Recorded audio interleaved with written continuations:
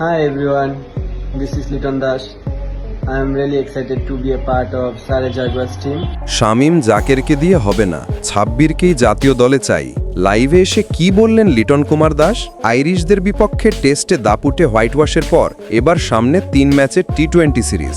রোববার 23 নভেম্বর বিসিবির ঘোষিত স্কোয়াডে এসেছে বেশ কিছু পরিবর্তন, আর দল ঘোষণার পরপরই শুরু হয়েছে আলোচনা সমালোচনা।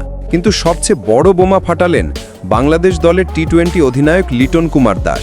লাইভে এসে লিটনের হুঁশিয়ারি, জাকের অনিক আর শামীম পাটোয়ারি দিয়ে ফিনিশিং হবে না। দল ঘোষণার কিছুক্ষণের মধ্যেই নিজের অফিসিয়াল লাইভে লিটন সরাসরি বলেন, টি-20 ক্রিকেটে ফিনিশিং হচ্ছে ম্যাচ জেতার সবচেয়ে বড় জায়গা, এবং এই জায়গায় জাকের অনিক আর শামীম পাটোয়ারি বারবার ব্যর্থ।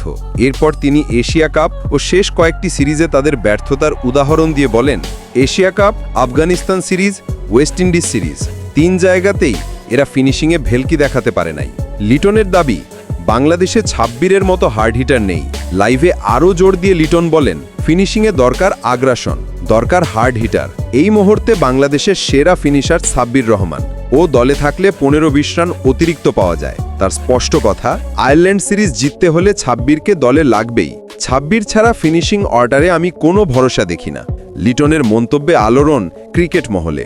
লিটন দাসের এই মন্তব্য যেন নতুন করে আলোচনায় ফিরিয়ে আনলো সাব্বির রহমানকে। বাংলাদেশের ভক্তরা এখন ইতোমধ্যে 2 দলে ভাগ। সাব্বিরকে চাই এক দল, সুযোগ আরও দেওয়া উচিত বলে মনে করে আরেক দল। কিন্তু অধিনায়কের সরাসরি চাওয়া, জাতীয় দলে সাব্বিরকে চাই, এখন সেটিই হয়ে উঠেছে সবচেয়ে বড় আলোচনা।